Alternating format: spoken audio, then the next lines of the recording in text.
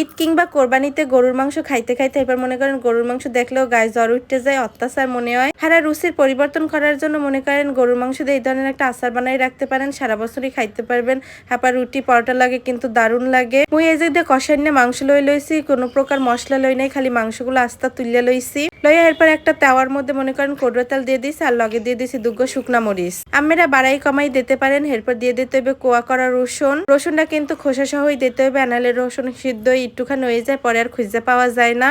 মাংসটা ভাজতে ভাজতে কিন্তু এই ধরনের লাল হয়ে যাবে, বুঝছেন। এর মধ্যে পাঁচফোড়ন দিয়ে দিছি। পাঁচফোড়ন ছাড়া কি আচার হয়? পাঁচফোড়ন দেওয়ার পর যে সুন্দর একটা ঘেরান হয়, এরপর দিয়ে দিতে হবে আদা কুচি। আমরা চাইলে আরো কুচি কুচি করে দিতে পারেন, কিন্তু মোর আদা এরকম গোল গোল পাতলা পাতলা করে দিতেই বেশি ভালো লাগে। তারপর এর মধ্যে দিয়ে দিছি 3 গা এলাচ, দারচিনি, আর মনে করেন দেওয়ার দরকার নাই তেজপাতা। এরপর মুই ট্যাঙ্গা গোলাই রাখছিলাম, এই ট্যাঙ্গা দিয়ে দিতে হবে এর মধ্যে। ট্যাঙ্গা মানে তেঁতুল, বুঝছেন। যেহেতু আচার বানাই অবশ্যই এই তেঁতুল দেওয়াই লাগবে, বানায় কিন্তু আচার হইবে না।